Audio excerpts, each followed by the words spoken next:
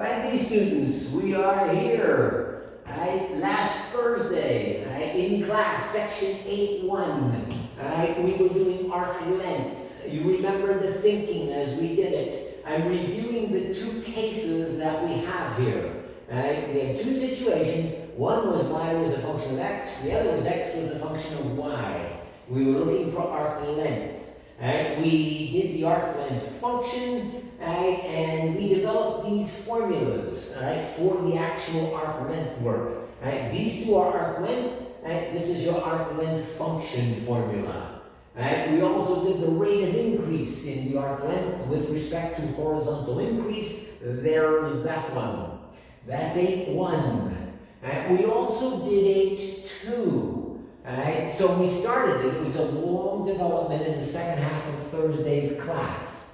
We did surface areas by revolving a curve about an axis. You were thinking like a calculus student. Surface area on approximation band is area on big cone minus area on small cone. You remember that development. And we got this formula out of it. 2 pi times distance to axis, and then times arc length, which is what you have back here in 8.1. Okay, so we developed this. I got one example done. I did not get to the other situations in that section. So we did, that's the case we did in class. The first case. There are 3 more cases. So this one is y as a function of x about the x-axis. That's the one we did in class. The function is done also about the y-axis. Same idea, y as a function of x. The difference in the formula is you can see it there. The radius part up here is y, and the radius part down here is x. So I'm not going to develop this formula again for you. It's using this 2 pi radius, arc length, and this is what's going to change in coming from here to here, is that radius factor. Okay, case 3, we'll do x as a function of y, and we will go about the x-axis. Same development as back there. Okay, and then case 4, x is a function of y about the y-axis. Those are the 4 cases that we have in section 8.2. So we only did the first case the other night in class. And you redeveloped these other formulas exactly as we developed in that first case. So we did this example and headed to the front board. Alright? We're headed to the front board up here. We did this example the other night in class. I do not want to repeat the entire example, but I want to remind you of the idea. Okay? Alright. So we have this curve right here. There's the curve. Right? We're going from -1 to 1. Right? That's x value, -1 to 1. Right? And we are revolving it about the x-axis. Okay? So this is a case 1 up there. Okay? Y is a function of x. And we are going about the x-axis. We do our typical thinking. We partition. You partition here, that cuts off a little chunk of arc up there. And that little chunk of arc is going about the x-axis. This is your radius. Distance of arc from axis you're going about. And as you can see, that's y.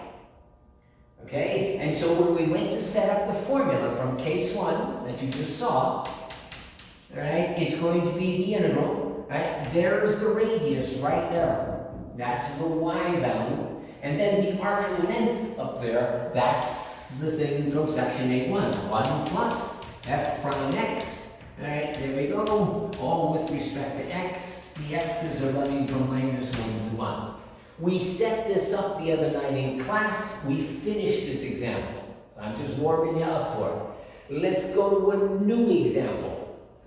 We are headed over to example 2 up here. This is example 2, page 549. We would like to send y is x squared between those 2 points about this time the y-axis.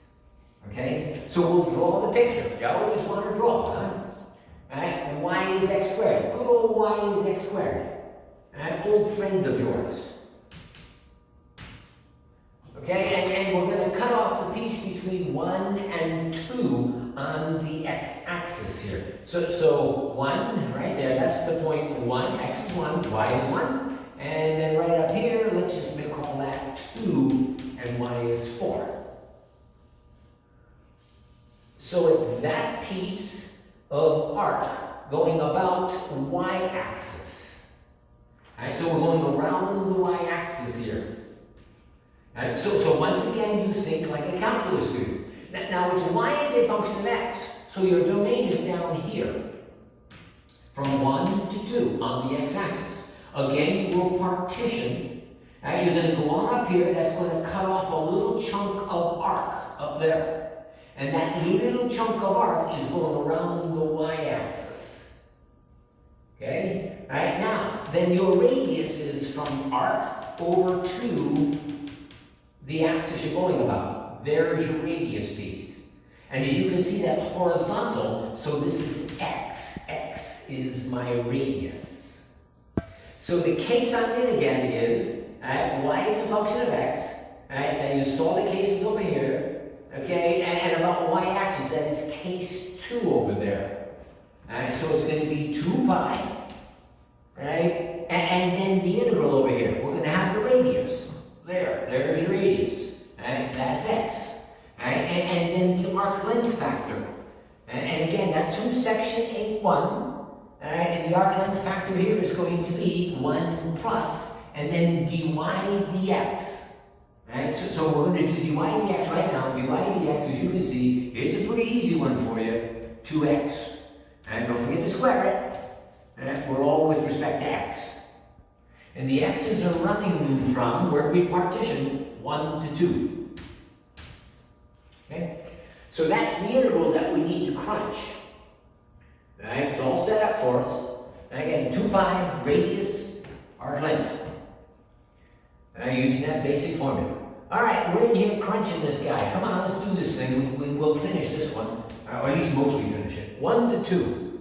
Got an x outside. Right inside here, you see 1 plus. And there's a 4x squared to the 1/2. And now, good students, how are you going to integrate that thing?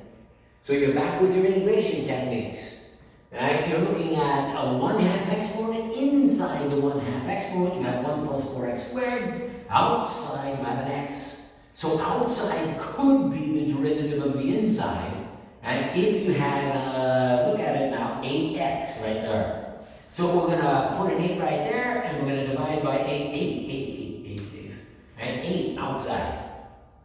Okay? Right? And so here we are. Right? There's outside, inside, you got it. Or if you want, some people call this a U sub. You know that. Right? So this is pi over 4 outside, and we're ready to go. Reverse that exponent right there. 1 plus. It's going to be 4x squared.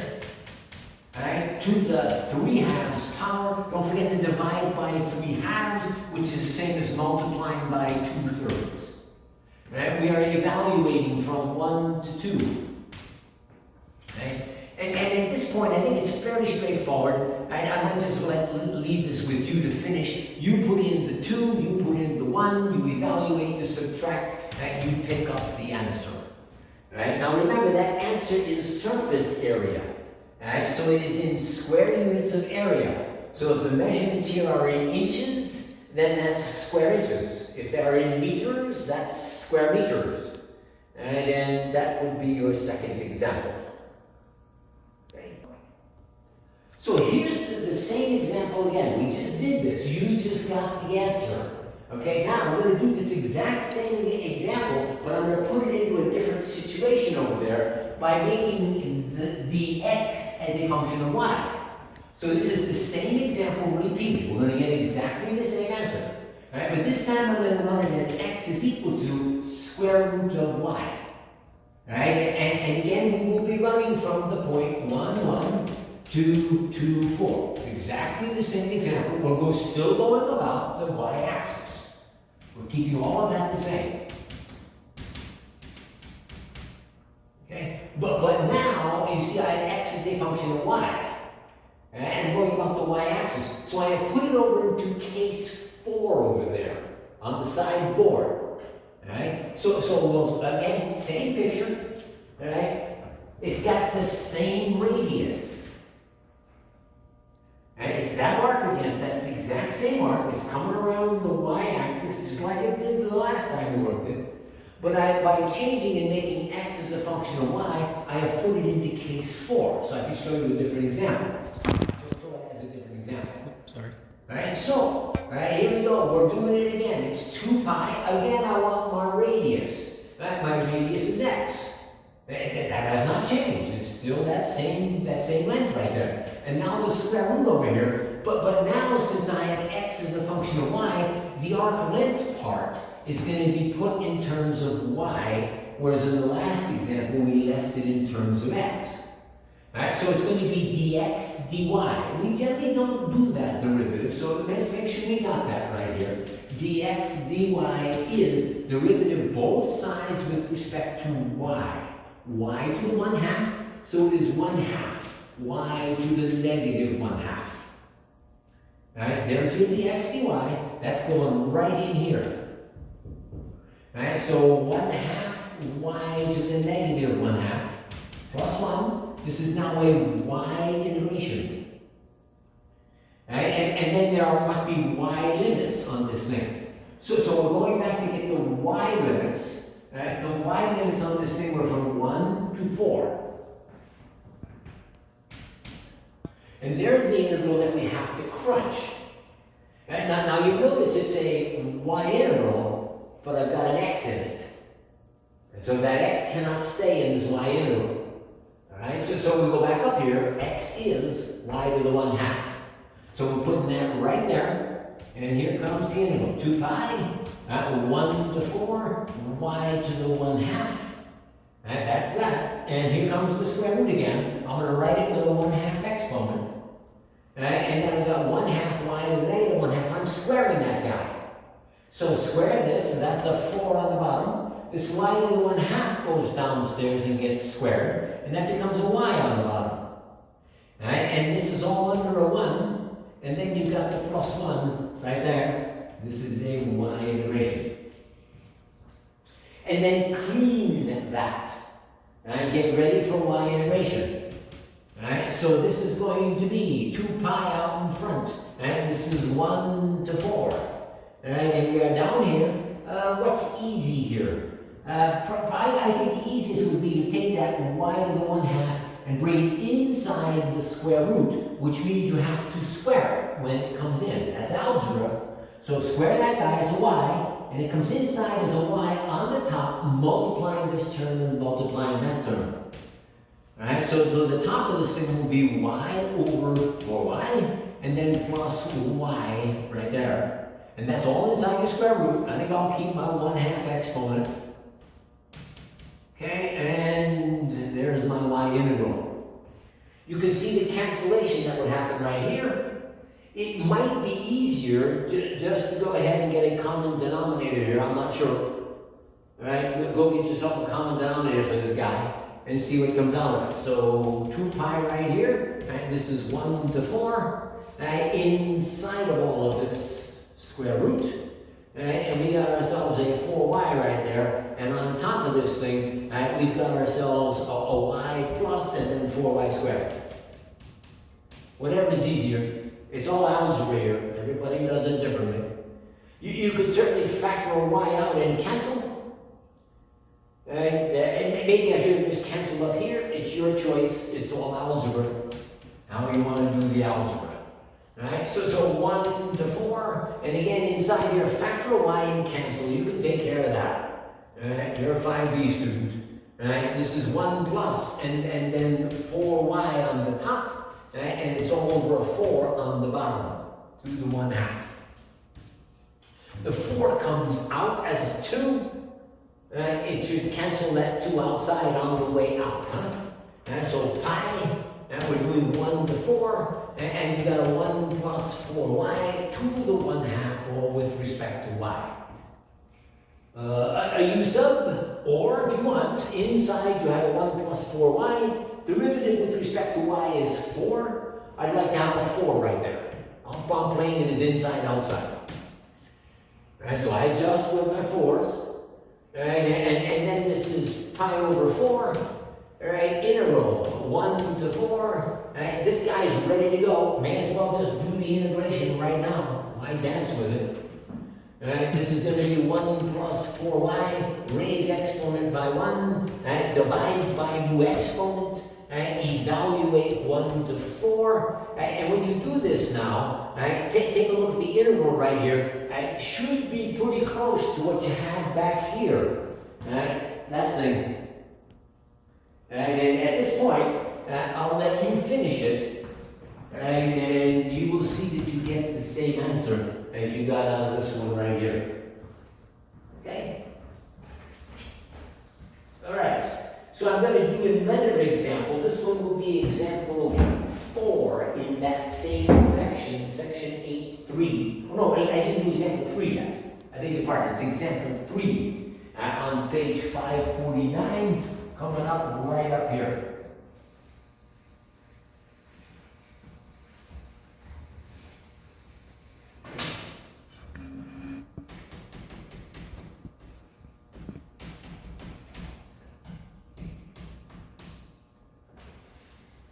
Here we are right here. Y is e to the x, right? And then the x's are going to run 0 to 1. Right, there we are, and we're going about the x-axis.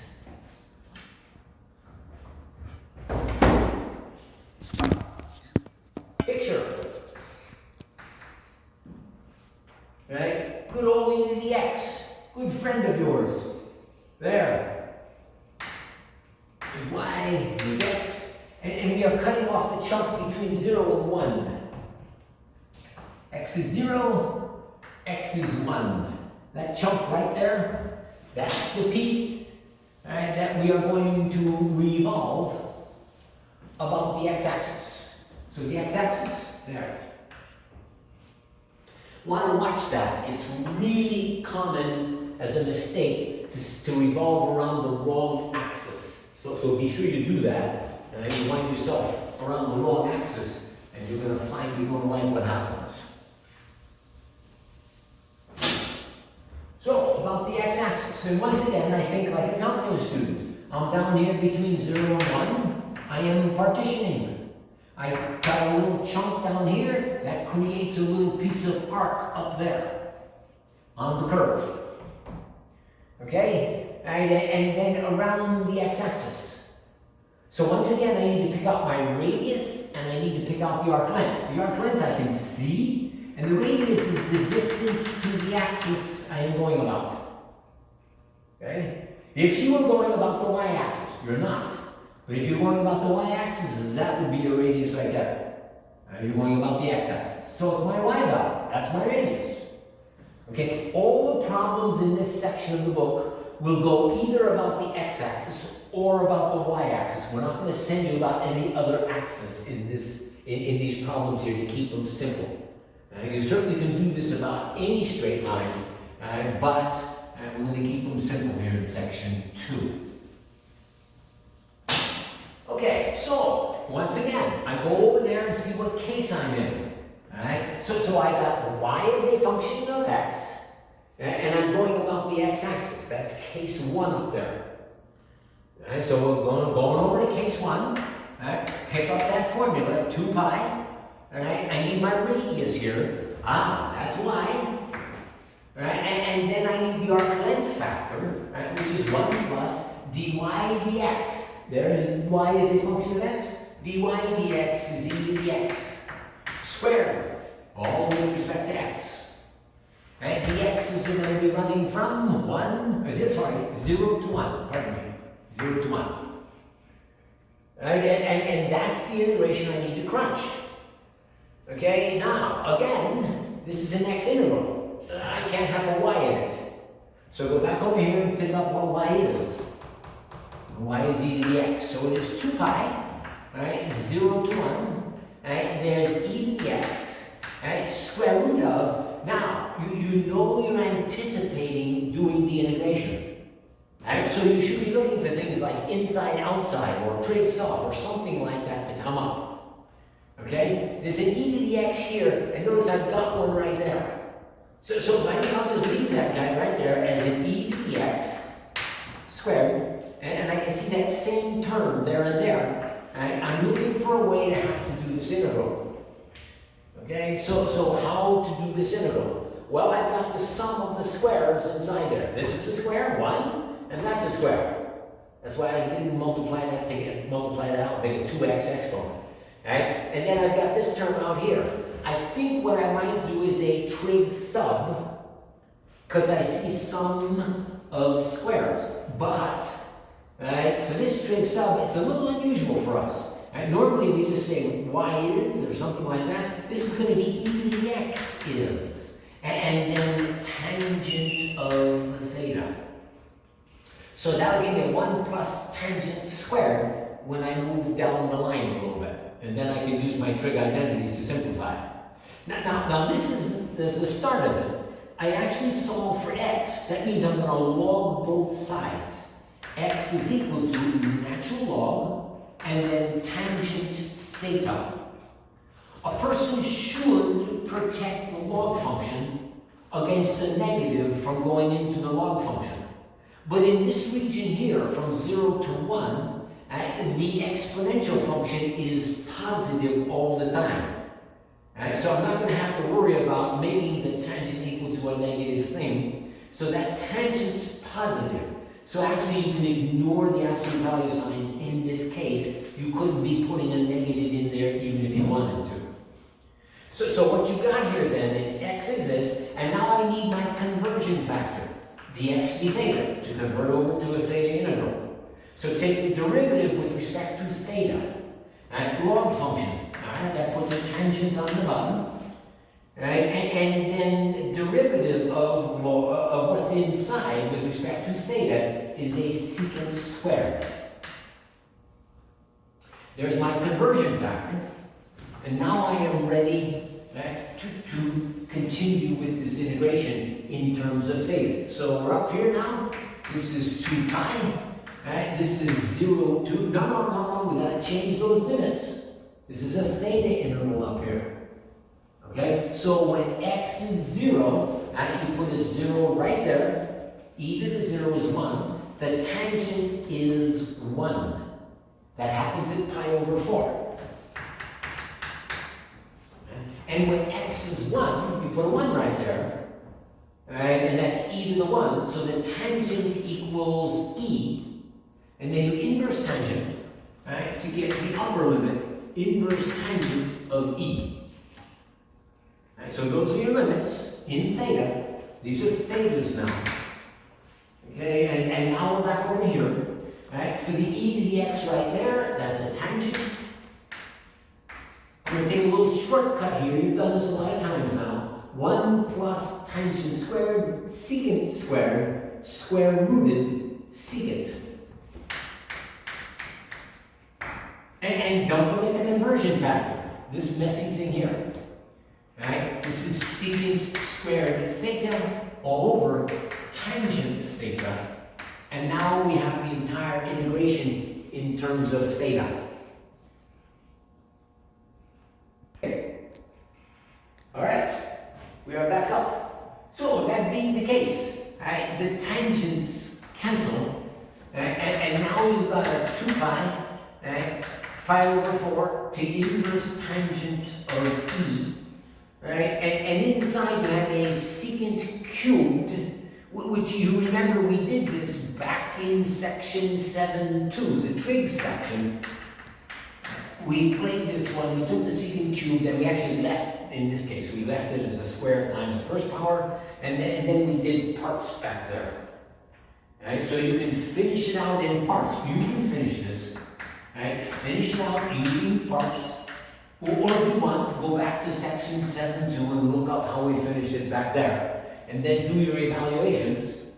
Or of course, you always have the option of putting it all back in terms of x, and then using your original limits back in terms of x. But you should be able to finish that thing out. Right? You did it back in section 7.2. So I'm going on to the next example. All right, here we are. We're back there again. This is going to be example 3 in this section 8.2. And this is example, well, that was example 3. Come on, Dave, wake up. This is example 4 in section 8.2. Okay. Oh, wait, there's no example 4. Oh, sorry. I just finished section 8.2. Sorry about that. That's okay. Alright? Alright, they're used to it. I do this all the time, and it's okay if they hear all of it too. Right? Alright. So that being the case, we're moving on to section 8.3. I'm going to make like a windshield wiper. You want to just shut that off? Sure. Yeah. Okay, so we are into section 8.3. Now in section 8.3, right, there are 2 topics. This is a physics section. Right, and there are 2 topics in here. The first one of them is called hydrostatic pressure.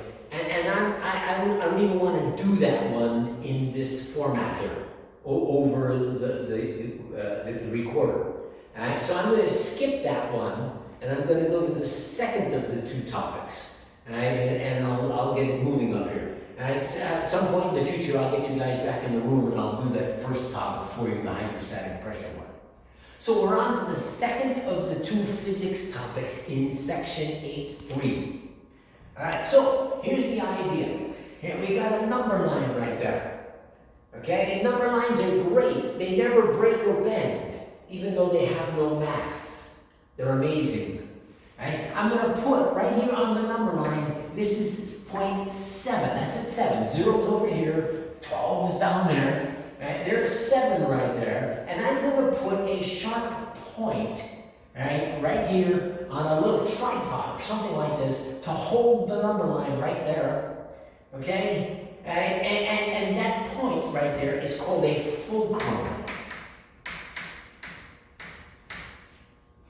okay? All right, now, that's at 7. Here's 8, there's 9, there's 10, there's 11. At 11, I am going to put an object right at 11 right there. And the object is going to have mass and I'm making this up as I go, it's just an example to get going, 5 kilograms, and I didn't mention it, but the gridding down here is in meters. So I have a fulcrum point here, and then I have a mass of 5 kilograms sitting on top of 11 right there. Okay, now when I put that mass there, this bar is going to want to rotate down to the right. I put an object there. You've all seen it. It's going to rotate down. You did this in grammar school when you went out in the playground and you got on the teeter-totter out there by yourself. You got on this end. There was no one on the other end. It went down. Right? So that's all we're talking about here. But by doing this, I would like to get some sense of how much it wants to go down. I realize I just personified the number line. Right? It doesn't have a brain to want. Nonetheless, okay, there's a tendency to want to go down. Physicists measure that by calculating what they call a moment. These are first moments in physics. Second moments in physics are a totally different thing. They're coming to you next semester in Math 5C. For right now, we are doing first moments, or if you just want to call them moments, since there aren't the others for you right now, just call it a moment. Okay? The moment is defined to be, the mass that was there, 5 kilograms, so it's 5 kilograms of mass multiplied by the difference between where the fulcrum point is and where the object is. So that's 11 minus 7 meters. Right? So this is 5 kilograms times 4 meters. This is 20, and the units on it are kilogram meters. Kilograms times meters. Okay? And this is what the physicists use right, as a measure of the tendency of the bar to want to drop, okay, when the fulcrum is at 7. So if you're going to verbalize this properly, that number 20 right there is the measure of the system to want to rotate about 7. We'll do another example. A couple more examples to get you comfortable with this. Here we go again. I'm just making these up as I go. Here, I'm going to put the fulcrum point at -4 on the number line. And I'll put the mass out here. Okay, this time it's a mass of 12 kilograms. Again, this is meters. Right? And I'm going to put the mass out there at 19. 19 meters. The position is 19. Zero's right here. There's 19. Here's -4. Okay? So the tendency of the bar to want to turn down to the right will be 12 kilograms multiplied by 19 subtract -4. It's 23 units away. Okay? So that's 23 units.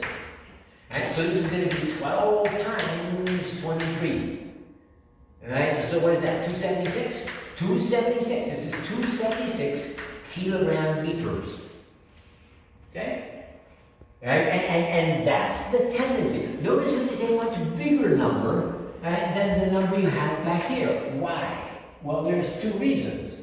One is that the mass is bigger, which makes you think intuitively, yeah, this thing's going to want to go down more. And the second is that the distance between them is bigger. So if you moved this same mass back into here, I would expect to not have such a big tendency to turn. Or if you increase the size of the mass, I would expect to have a greater tendency to turn. Decrease the size of the mass, I should expect to have a less tendency to turn. One more example. Right? And here you are, again, the fulcrum. The fulcrum is at -8. And this time, I'm going to put the mass on the left. So this is 9 kilograms of mass at -8 meters is the fulcrum. And this one right here, let's put it at -15 meters. Now the bar should want to rotate down to the left. Okay, so again, I want to calculate the first moment. I take the mass, 9 kilograms, and I multiply it by the distance between the two. Right? And now I need a positive number here. In the past, I took distance subtract position of fulcrum. I'll do the same thing here. Position. Did I say distance? I meant position. So position, -15, subtract, and then -8. And that's position, minus, and then fulcrum placement. Fulcrum position. Okay? But as you see, when you calculate this thing right here, it comes out negative, -7. No negatives allowed. Moments are always positive. Okay? So there's several ways of handling this. Most commonly, you see people put absolute values around the distance part to make sure that it stays positive. Okay, so 9 kilograms multiplies and then absolute value of 7 meters. And then when you multiply it all out, it is 63 kilogram meters. And that's the tendency of the bar to turn. You want to keep that distance positive when you do this. Okay? Any questions? No, you can ask questions right now. All right, so I can't stop saying that. All right, so here we are right now. Okay? Now, right, I've got a bar. Here's the number line again. And I'm stacking weights on it. This is mass 1 at x1. This is mass 2 at x2. And I'm going to stack a whole bunch of these things up here. In fact, I'm going to stack our favorite number of them. That is to say, n of them. So this is mass n, and it is at position xn. And now this is what we're after here. Right? these were warm-ups. Now we're going to the main idea here. Where do you put your fulcrum so that the bar balances on that position? Right? So, where do I put the fulcrum over here? I want this thing to balance perfectly on the fulcrum. Okay? So I don't know where to put it. It depends, as from our previous discussion. It should depend on what the masses are, how big they are, and then where they are. Okay? Alright, so it goes in here somewhere. I'll tell you what. Let's say that there's K of these on the left of the position. Alright, so you go 1, 2, 3, up to the kth one, and that has mass K. And then the fulcrum's in here. I don't know where that is yet. Okay? And then here's the K plus first one. There's MK plus 1. And that is at X, K plus 1. And then MK plus 2 at X, K plus 2, all the way out there to the last one.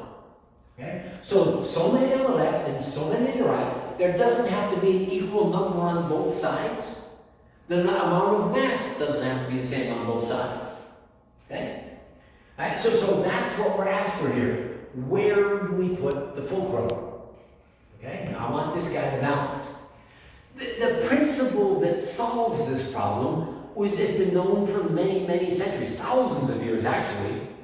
Okay? And the basic principle that solves the problem is that the total of the moments now from back there, in those examples, total of the moments on the left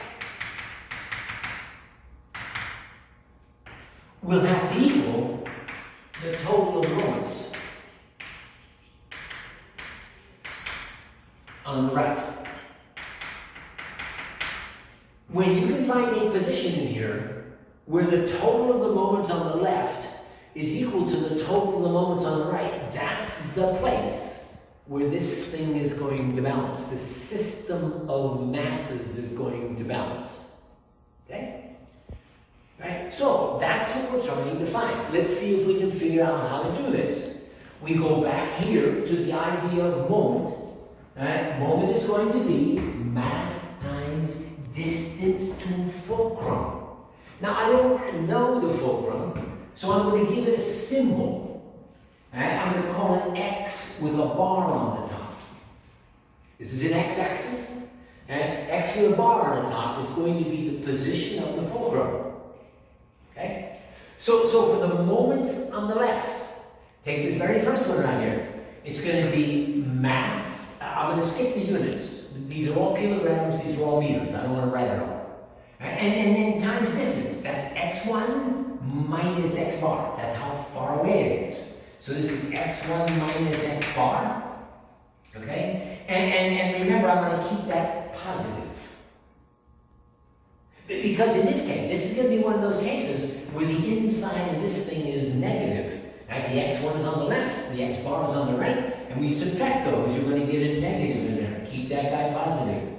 And then move on, m2, and then it'll be x2 minus x bar again. There's the moment for this one, the moment about x bar. Right? And then you do it for all the ones on the left. Right, here we go. I'll get that last one right there. Right, this is mass k, right, multiplied by, and then xk minus x bar. And there's the total of the moments on the left. Now, that's going to have to be equal to the total of the moments on the right. So now you do it for all these guys over here.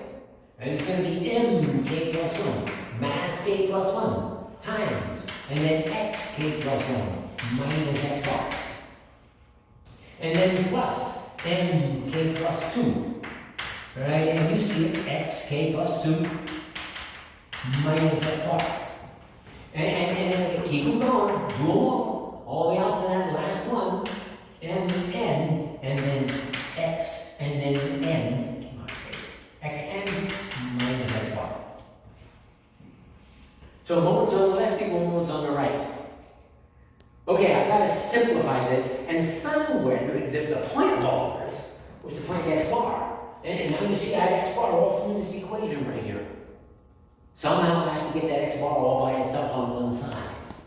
So I'm moving up here. Okay? Alright, so from the left side over there, please notice that again, on the left, every one of the insides of the absolute values is negative. Because you're taking a number to the left and subtracting the number that's on the right. So every one of these absolute values has a negative inside of it. I want to remove the absolute values. When you have a negative inside, to remove the absolute values, you have to stick a negative on it. Because it's the negative of the negative that makes it positive. So we have m1 times, and then negative, and then x1 minus x bar. And all the rest on the left are going to go the same way. m2, right? And then again, negative, and then x2 minus x bar. And then, here we go, we're getting all of them, plus, all the way down that very last one right there. Right, there's mk, right, and negative, and then xk minus x bar. I don't have any more absolute values on the left side. And now I'm going to get rid of the absolute values on the right side. But on the right side, all of these guys are positive already. Right, because it is a number on the right, subtracting a number on the left. So the absolute values aren't doing anything in here, and you can just erase them. Right? Those numbers inside are positive already. So it's mk plus 1 times, and then xk plus 1 minus x bar plus, and da da da da da. Here they come. All the rest down to that last one. Here's the last mass right there.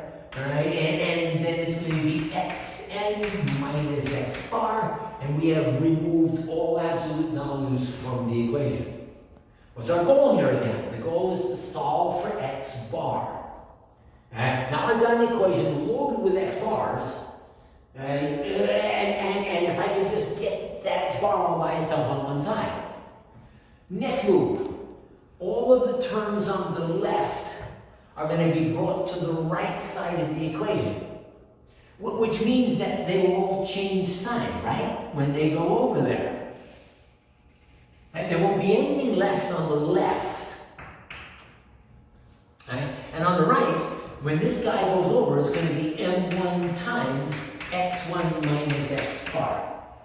And then m2, and then x2 minus x bar. And this is just going to continue like this. Here's that kth one right there. mk, and then xk minus x bar. And then plus, it just continues with the ones that were already on the right. So this is mk plus 1, and then xk plus 1 minus x bar, and then plus mn, and then xn minus x bar. And so there's the equation that we now have. We are solving for x bar. Right? So multiply all of these out. This is all algebra now. Right? No calculus. I haven't done any calculus yet here. m1 x1 minus m1 x bar plus m2 x2 minus m2 x bar plus. And I'm just going to go all the way down to that last one down there. Here's mn and then xn minus x bar. Oh, sorry. Should have multiplied that out. Beg your pardon. Alright, so here's mn, xn, and then minus mn, mass, nth mass, and then x bar. So now you collect all the x bar terms, and then you collect all the terms that don't have x bars. Alright, so 0 is going to be, and we're going to do that. We're going to get m1 x1 plus. I'm going to go get the next term here, m2 x2, and then catch all of those guys, plus, all the way down to this guy, mn xn, and there's all the terms without x bars, and then all the terms with x bars have minus signs in them. So I'm going to pull that minus out of there and distribute, right? And then it's m1 x bar plus m2x bar, right? m1x bar, m2x bar, all the way down that last guy again. And then mnx bar. All right, so that being the case, I want to factor an x bar out. It's the same x bar in every one of those. Common monomial, factor it out, and I'm going to cheat. I'm not going to write it for you. I'm just going to factor that guy right out of there. Okay, now take this guy and send it back to the other side of the equation, right, so that I can get that all those x bars on that side over there. I'm preparing to solve for x bar. All right, let's stop for a second here. Okay, so these guys are going back over to the other side, and I'm going to write it with summation notation. So this simply says sum all the masses. Right? So this one over here, this one says sum of the moments. Those are masses times distances. Mass times position, mass times position, mass times position, mass times, sum all those guys. So I have 0 is, right, the sum, okay, I is going from 1 to n, right, of, and then each mass times its position, where it is, minus, and then this is the sum of just the masses, because you've taken the x bar out. Right? So this is the sum of just the masses, and that's multiplying x bar. This guy is going back over to the other side of the equation, and of course it goes back over there as this.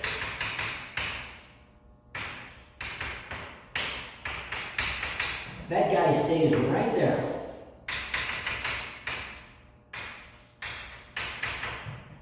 And finally, to solve for x bar, that was the goal of all of this. You just divide this total underneath the other side. So here's the point we were looking for. This is where you put the fulcrum to balance those masses up there. And this is the sum.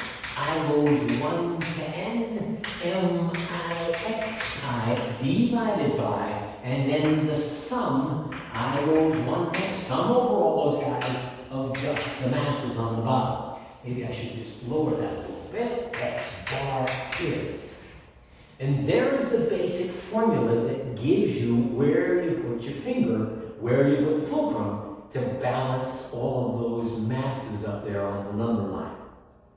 Right? Now, in English, right, this is the sum, the total of all the moments.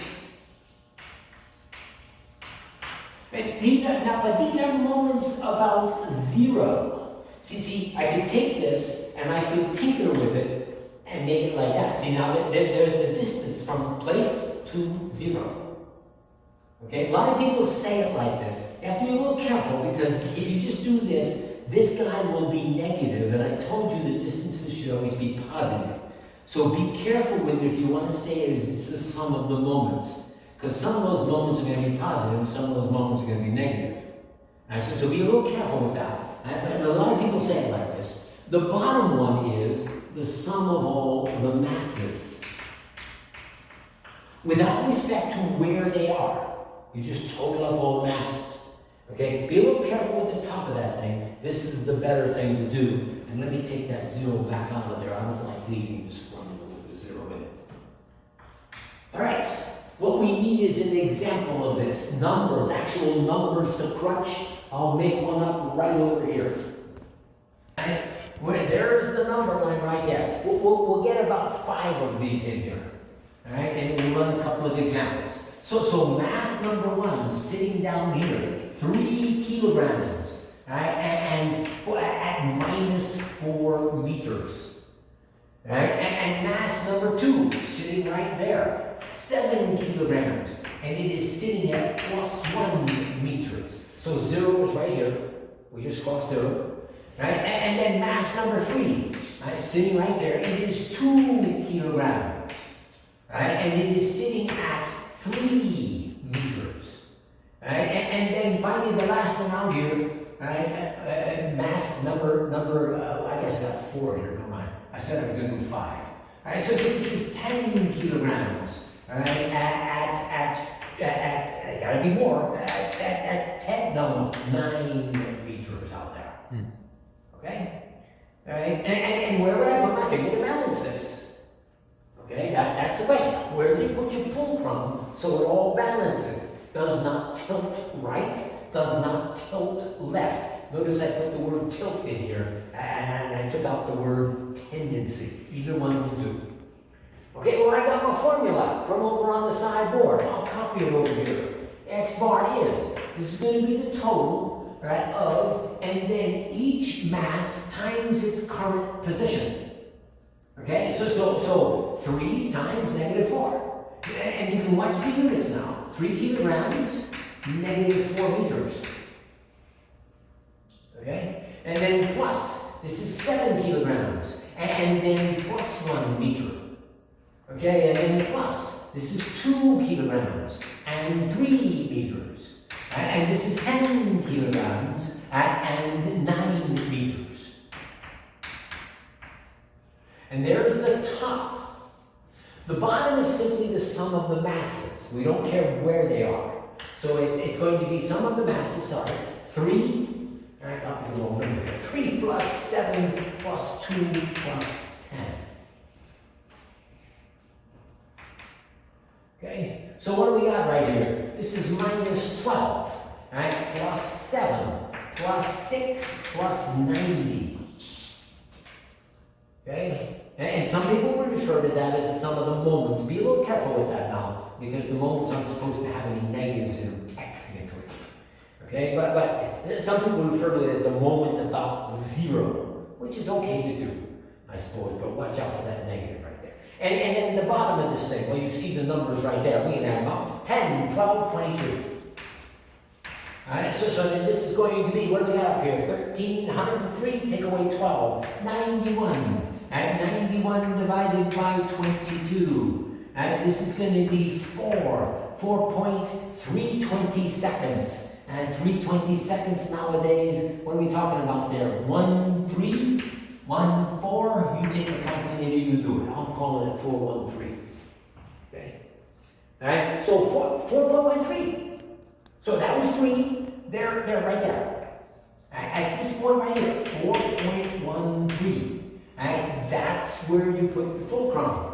This bar will not tilt right, nor will it tilt left. The moments on the left are being bounced off by the moments on the right. There's only one over there, there's only one moment. Right? But they're being balanced off equally, and the bar will not tilt. Okay, so that's the basic idea here. You should play around with a couple of these. Put in some different numbers and just calculate a few of these things right here so you get some sense of how this would behave. For example, suppose you suddenly made this mass bigger. That should make you think that there would be more of a tendency for the bar to want to go down to the left, tilt left. Now, okay? So to balance that then, you would think, I think most people would think, you would bring the fulcrum this way. Right? Because there's more tendency to go left than there is to go right, and you would shift the fulcrum this way. So try a couple of different numbers. Maybe put 10 masses here, and then see if you could put one mass either far enough out or big enough in. Right? That one mass could bounce off all the masses on this side. That's what happened with this problem right here. Where did you run into this when you were a young kid? In the schoolyard. You got on the teeter-totter on this side, and Big Albert came out and got on the teeter-totter on that side. And while you were down low, because there was no one on it, when Albert got on there, you went up. Okay? And this is that same principle. This is what we're talking about here. But please keep in mind, though, that this is mass. I'm not talking about weights. I'm talking about masses. Okay? This point right here, where you put the fulcrum to get it to balance, that is referred to as the center of mass. This is center of mass in a one-dimensional context. You have one axis here, a horizontal axis, and this is center of mass in a one-dimensional context.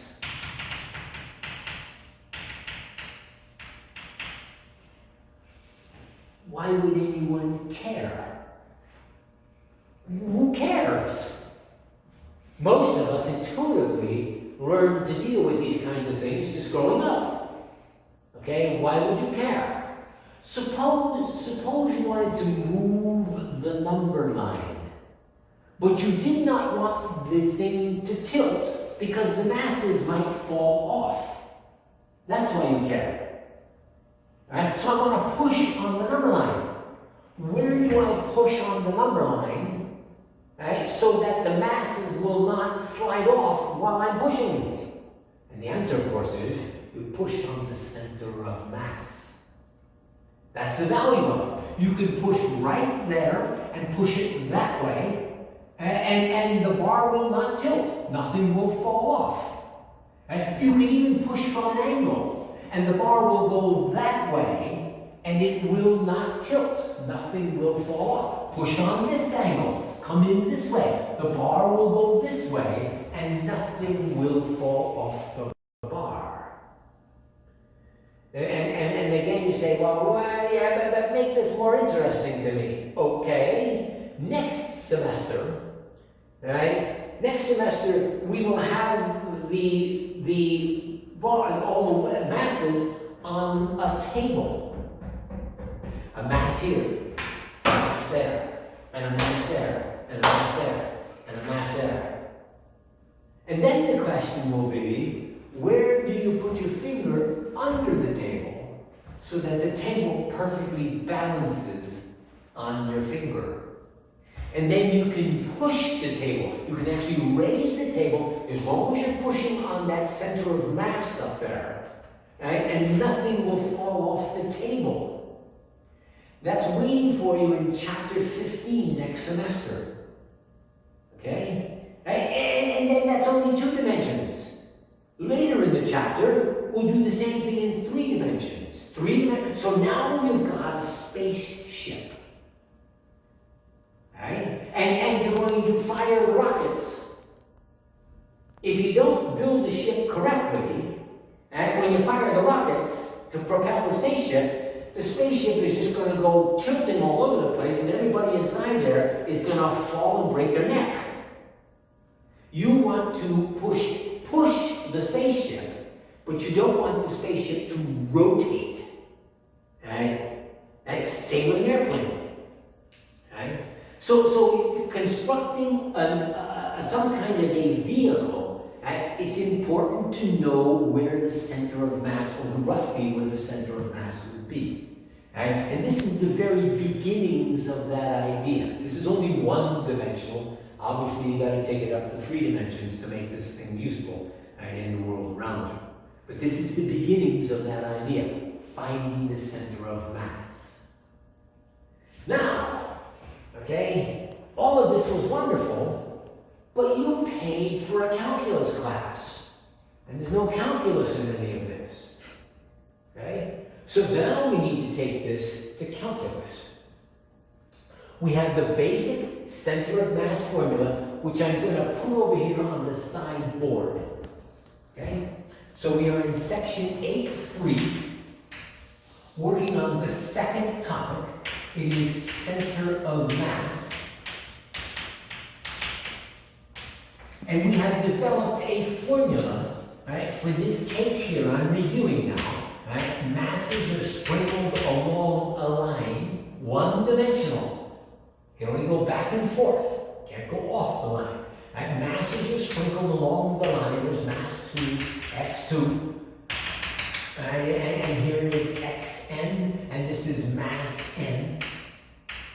And we have now found where to put our finger, or a fulcrum, right, to balance the line.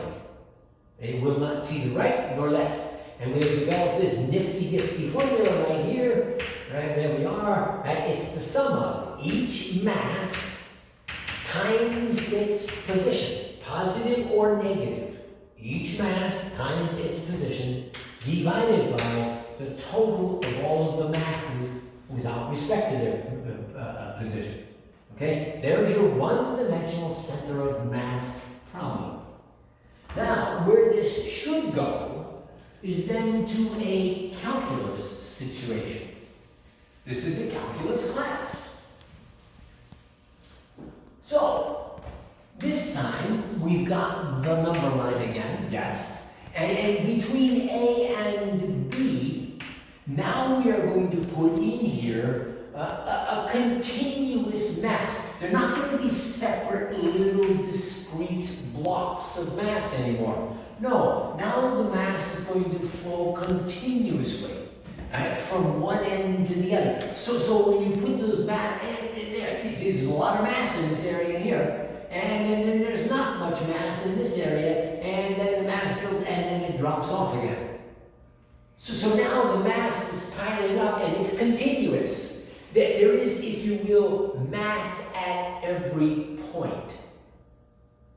And now, instead of giving you separate little blocks and telling you this block has so much mass and that block has so much mass, now what I have to give you is I have to give you a density function.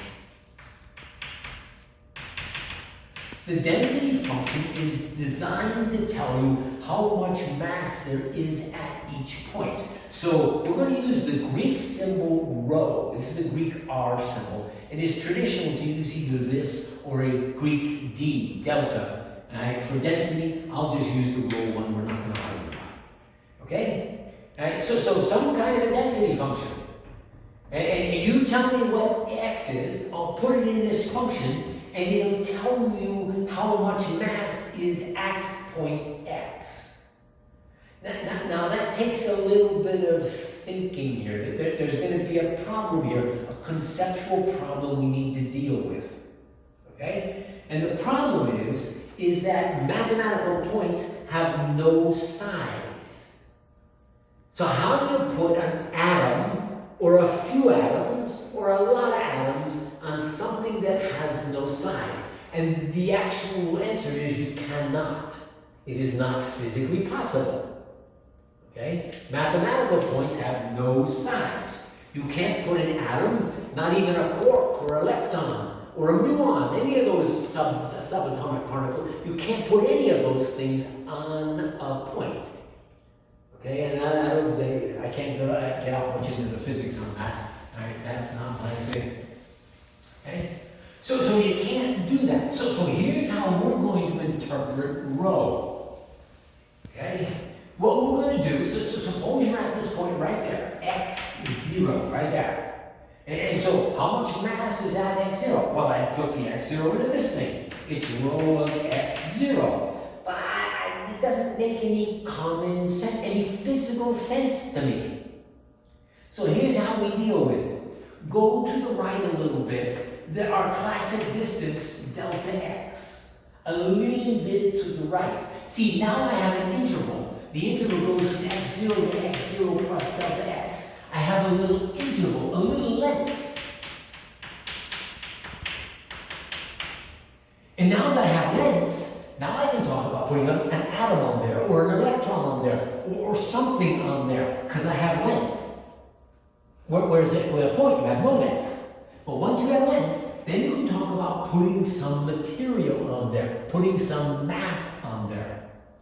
So what we'll do is we'll say, okay, in this interval, I'm copying this from over here, x0 and then x0 plus delta x. Okay, in this interval right here, I'd like to calculate the mass. How much mass is in that interval? Okay, so to get the mass in the interval, I'll go back here and get my density function. Now the density function is defined at individual points. Tell you what, how's about if I just take the x0 as the point, and I'll pretend that the density is roughly constant through here. This is a small interval. And if that function is continuous, it's not going to change its value by much over a small interval. So I'll want my density function to be continuous. And I'll say the density here, the mass in here, mass in here can be approximated by the density at one point, and I'm just kind of choosing the left endpoint. Okay, and then multiply that by, what are the units on this thing? Well, now that I want length, I'll say it's going to be kilograms per meter. Those are the units on rho. Yeah, it's going to be units, our mass units, right, per length. That's how you verbalize the density function.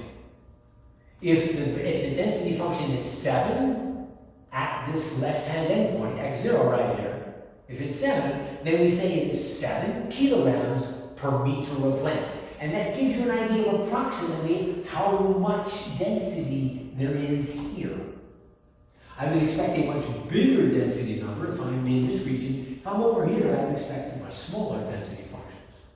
So there's your, that's the first calculation right there. There's your density function. Notice it's kilograms per meter. So I multiply it by the length, which is meters.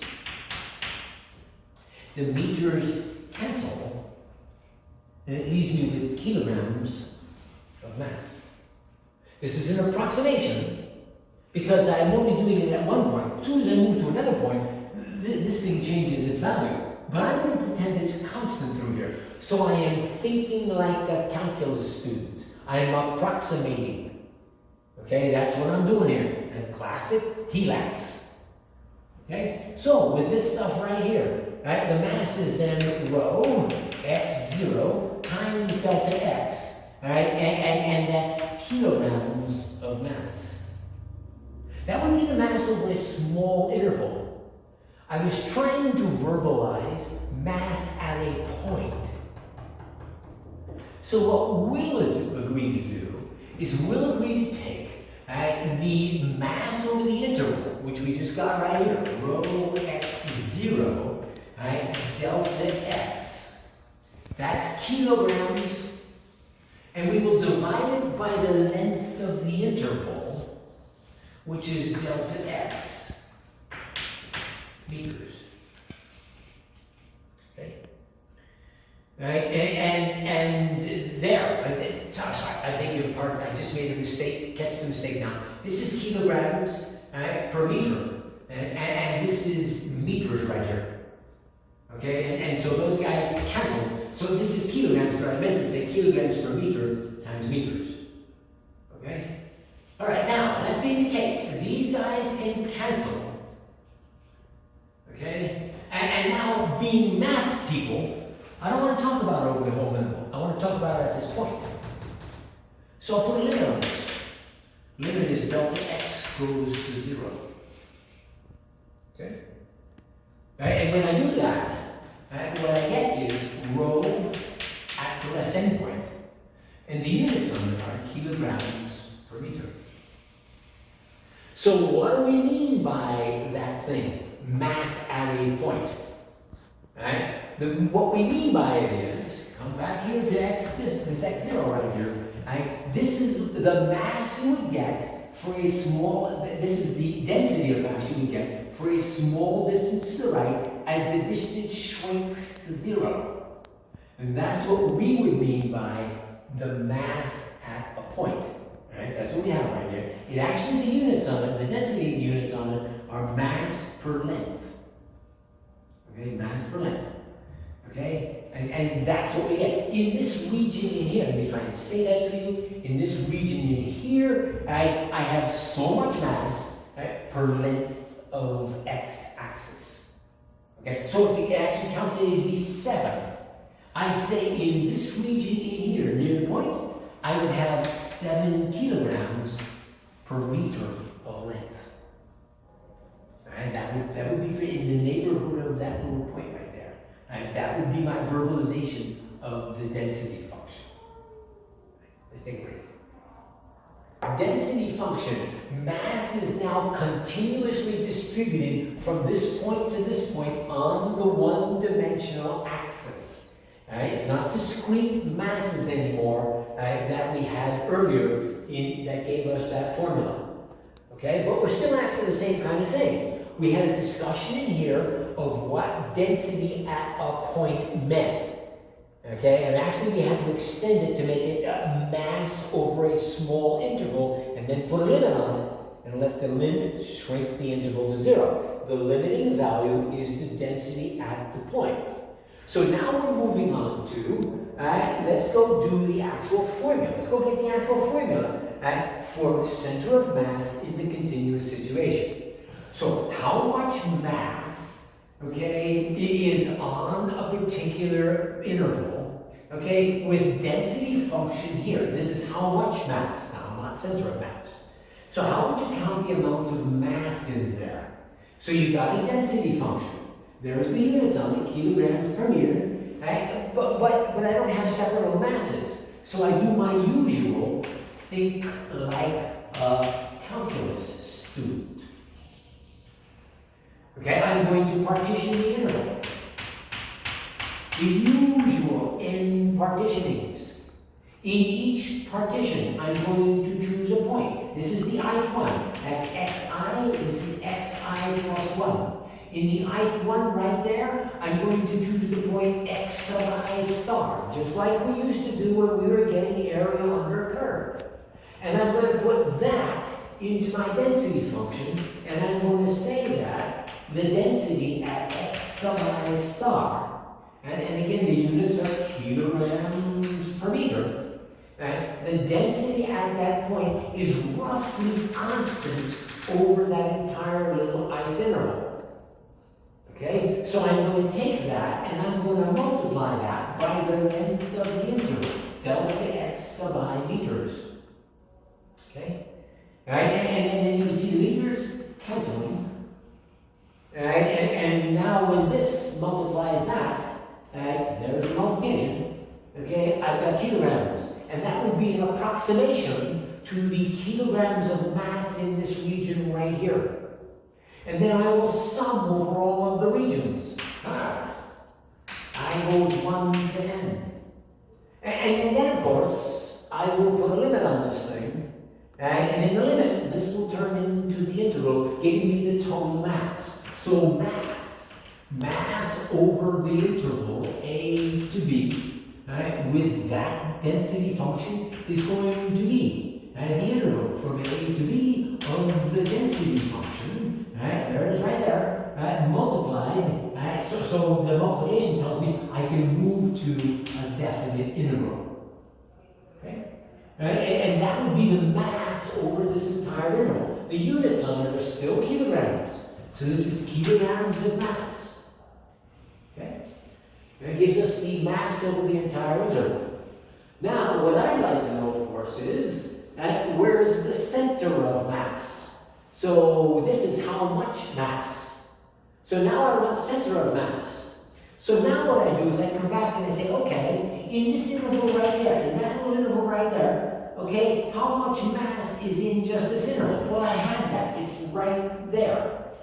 Okay, so I could pretend, right, that the mass in this interval is 1 block sitting right there on x sub I star. And the next interval is a block sitting on x sub I plus 1 star. And the next interval is a block of mass. I've got all these little blocks of mass. Okay? Right? So I've got a bunch of little blocks of mass over an interval. But wait, that's exactly what that formula does. So I'm going to go here. Okay? Right? This is the formula for center of mass, okay, for a bunch of little blocks on an interval. And that's exactly what I have over there right now. I've got a bunch of little blocks on an interval, 1 block for each of my intervals over there. And I've got 1 block, and I've got a whole bunch of, I got n blocks, just like I had n blocks here. This is the formula for the center of mass. For a bunch of little blocks. Okay, now remember that block right there is not the exact amount of mass there. Because we held it constant. That's part of thinking like a calculus student. We held it constant. We held the density constant over that interval. Okay? But now I go use that formula. X bar is, all right? And then from the formula over there, each mass, okay, mass. So that's rho x sub I star, right, times delta x sub I. There we go, right there. Okay, that's the mass in the i's one. Now do it for all of them and sum it up. Right? That's what the formula on the board over there tells me to do. I goes 1 to n. And then divide that by the total mass. Now I've got total mass here, and then the actual limit up there, if you can actually get it. Let me take this version right here, just so you can see the similarity between the top and the bottom. Right? So this is then going to be the sum. I goes 1 to n of, and then rho x sub I star, right, times, and then delta x sub I, all right, with, that's total mass. Oh my goodness, I forgot. Oh, don't make this mistake. I forgot to multiply each mass on the top by its position. Classic beginner's error. Don't do that. Right? Multiply each mass by its position, and then you can see the difference between the top and the bottom. Each of the masses up there gets multiplied by its position, x sub I star. Remember it from the sideboard, mass times position. Otherwise, these guys will look the same. So you're always going to see this. You're always going to see in the top part, there's a distance, a position factor that's not in the bottom part, because the bottom is just mass. Okay, now you're cooking. This is an approximation, right, to the true center of mass. It's an approximation because remember I held the density constant over that interval, and the density is not really constant over that interval.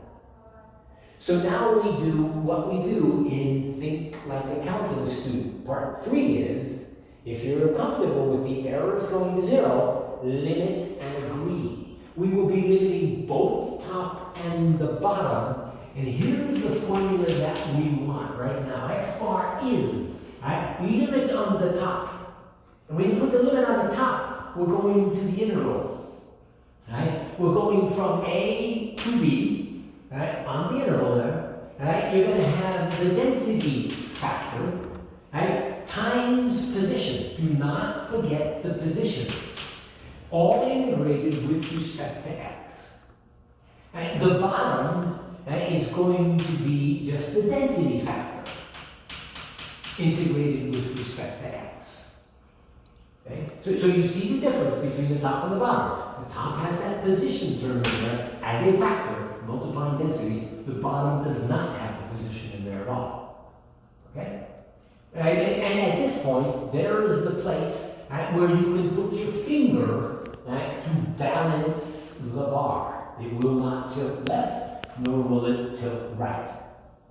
We'll do an example of this next, right? So over here for an example, I'll get rid of this making sense of density at a point idea, right? And we'll pick it up with an example right here. I made this one up. Here we go, right? Suppose rho of x, right, gives density of money, dollars per meter, or why not inch, right? We'll keep it in the United States. Dollars per inch, all right? There's dollars per inch, okay, at a point. You tell me the point, this formula will give you dollars per inch, and here's the actual formula. It's x squared plus $1 per inch. Okay? All right, so there's your density function. We are in the interval from 3 inches to 7 inches. Okay? All right, and now we would like to know, all right, where do you put your finger to balance? Let's start off though right now just with calculating the amount of money in there. Okay? So how much money would be in the interval? Okay, so total mass of money in the interval from 3 to 7. Okay? All right, and we go over here then. Okay, now if you actually do some thinking about this, here's 3, there's 7. When you're down near 3, right, you roughly put a 3 in there, there's about, down here, there's about $10 an inch. 3 squared plus 1. Out here, right, there's about $50 an inch. And as you can see, it's an increasing function. I won't bother with the math. Right? So the money is more dense out this way. There's more money at that end. Right? So what's the total amount of money on this interval? Total amount of money on the interval. Stealing from my formula down there. 3 to 7.